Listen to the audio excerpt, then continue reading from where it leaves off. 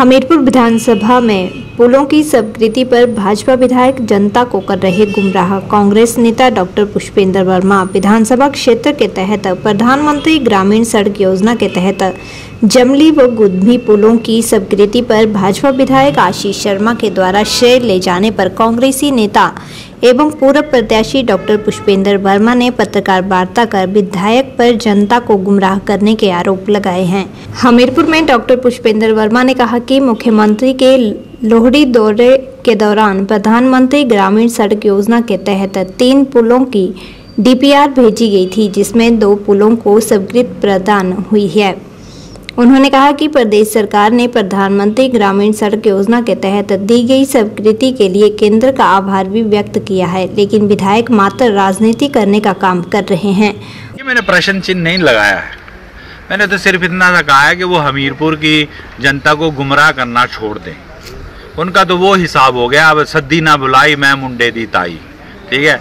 देखो हमने 3 पुलों के लिए जो थे माननीय मुख्यमंत्री जी से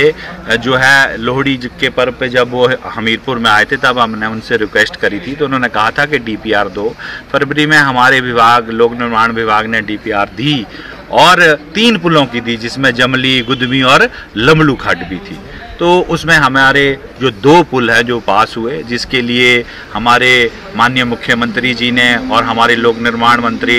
विक्रमादित्य सिंह जी ने जो है वो धन्यवाद किया केंद्र सरकार का, क्योंकि केंद्र सरकार का धन्यवाद करना बनता है, क्योंकि जितनी भी ये योजनाएं हैं कोई आज से नहीं शुरू हुई हैं। PMGSY ये बरसों से शुरू हुई हैं, और जब मनमोहन सिंह जी प्रधानमंत्री थे और यहाँ पे BJP की सरकार थी, ये तब भी लागू थी और तब भी पैसे आते थे। लेकिन उसके लिए जो है वो प्रपोजल डालना पड़ता है, हमीरपुर की जनता की आवाज को उठाना पड़ता है, माननीय मुख्यमंत्री जी के पास पहुंचाना पड़ता है, और माननीय मुख्यमंत्री जी जो प्रपोजल भेजेंगे तब जाके जो है ये चीजें मंजूर होती हैं। तो हम ये इतना सा कहना चाहते हैं कि आप ये गुमराह करने वाली राजनीति जो है वो छोड़ दें, क्योंकि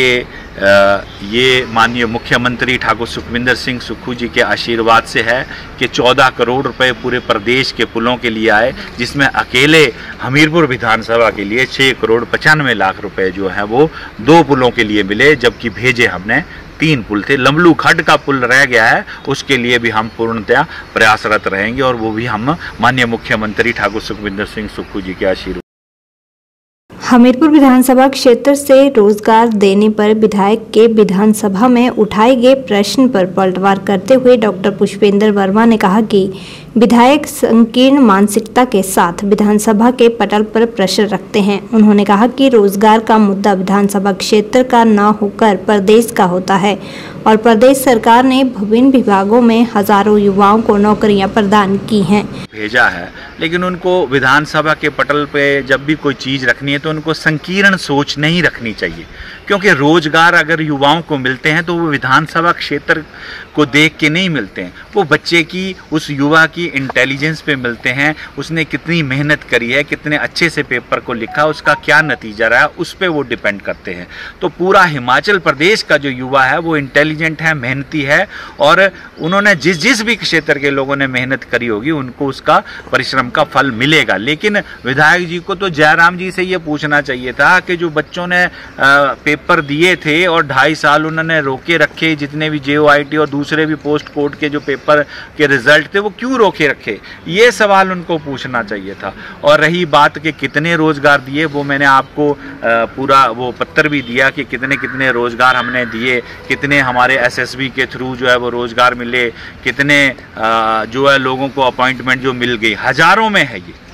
ये कोई विधानसभा के माननीय मुख्यमंत्री जी ने ये नहीं देखा कि हमीरपुर से है, कि रोडू से है, कि कोटखाई से है, कि नदौन से है। उन्होंने देखा कि रिजल्ट निकले, जो बच्चे पास हुए मेरिट के हिसाब से उनको नौकरियां दी गई, और वो हजारों में दी गई। मैंने आपको अगस्त से लेके मार्च तक बताया, पूरे 1 साल का ब्यौरा नहीं दिया है, क्योंकि 1 साल का ब्यौरा देंगे तो वो और ज़्यादा जाएगा। लेकिन इतने अगस्त से लेके मार्च तक ही कम से कम 6000 नौकरियाँ जो हैं, सरकारी नौकरियाँ जो है वो बच्चों को प्रदान। हमीरपुर विधानसभा क्षेत्र के उपचुनाव में भीतरी घात करने वालों की सूची तैयार करने के प्रश्न पर उन्होंने कहा कि आज तक ना कोई सूची तैयार की गई है, लेकिन ऐसे 17 से 18 कांग्रेसियों के नाम उनके पास हैं जिन्हें आगामी आम चुनावों से पहले बेनकाब किया जाएगा। उन्होंने कहा कि उनकी कार्यशैली में कोई कमी नहीं रहेगी।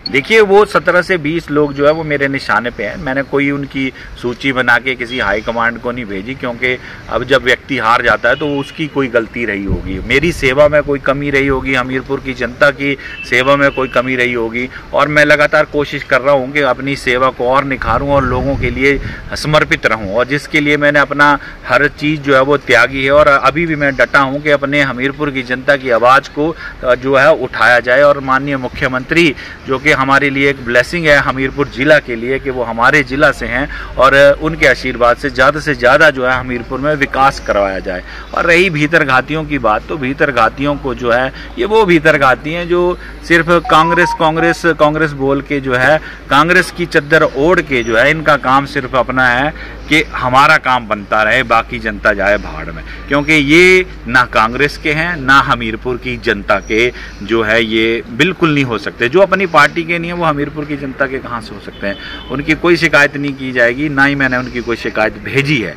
ना ही भेजूंगा। लेकिन हाँ, ये ज़रूर है कि अगले विधानसभा इलेक्शन से पहले 6 महीने पहले उनको जो है जनता के सामने जो है मैं उनका जो है नकाब जो है ज़रूर खोलूँगा, और वो मैं पक्का खोलूँगा।